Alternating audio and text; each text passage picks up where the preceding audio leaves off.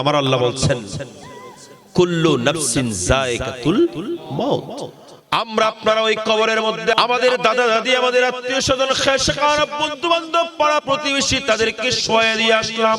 ওই কবরের মধ্যে আপনি রেখে আসছেন ঠিকই, ইনি মরে যান নাই, বরং একজন মুমিন বান্দা যখন ওই কবরের মধ্যে আপনি শোয়া দিয়েছেন, আমার কমলিওয়ালা নবী এলান করতে লাগলেন কবরের মধ্যে শোয়াতে দেরি হবে না, আল্লাহর পক্ষ থেকে দুজন ফেরেশতা আসবেন।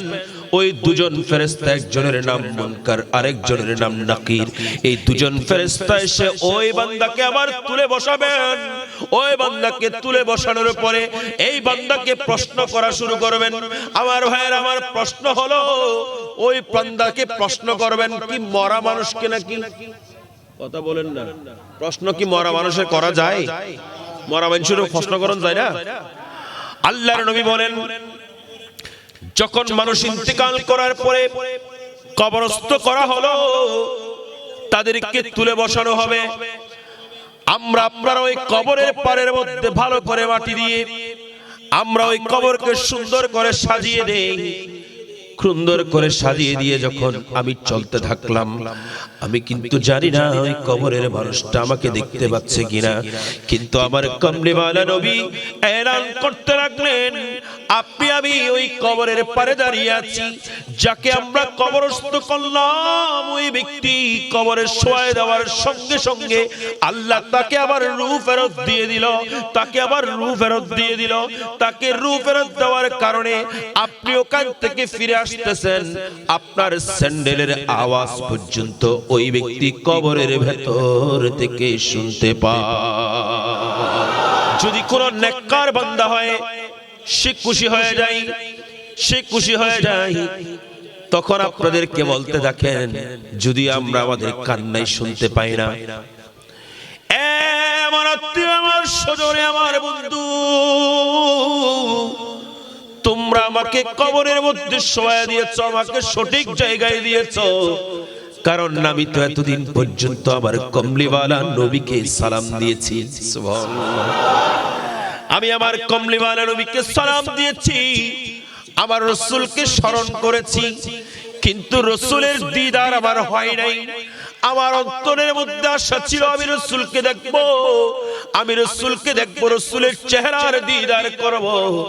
তোমরা আজকে যখন আমাকে কবরে শোয়াই দিয়েছো, আজকে একটু পরে আমার কমলিওয়ালা নবী আমার কবরের মধ্যে তাশরীফ নিয়ে আসবেন, আমি আমার কমলিওয়ালা নবীর চেহারার দিদার করব।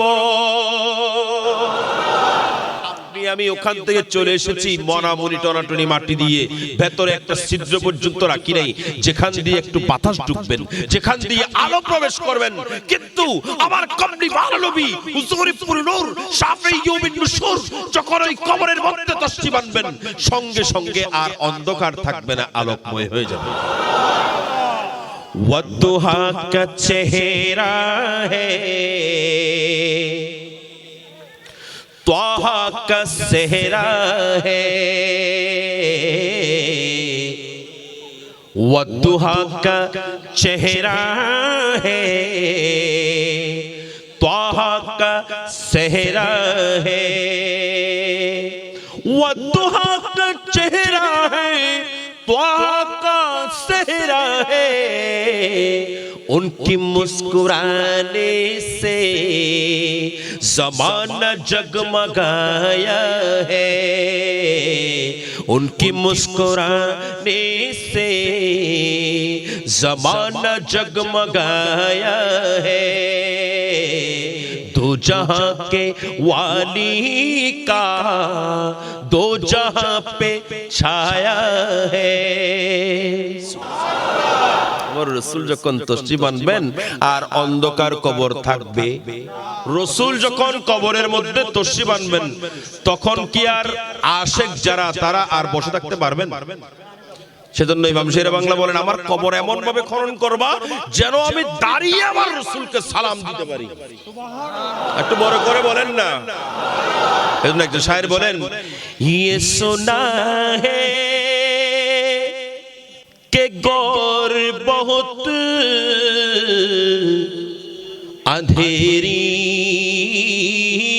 हो, ہوگی یہ سنا ہے کہ قبر بہت اندھیری ہوگی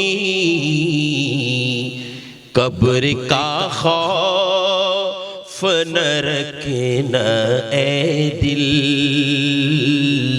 قبر کا خوف نہ رکھنا اے دل وہاں سرکار کی چہرے کی زیارت ہوگی نعت سرکار کی پڑھتا ہوں میں بس اسی بات سے گھر میں میرے رحمت ہوگی بس اسی بات سے گھر میں میری رحمت ہوگی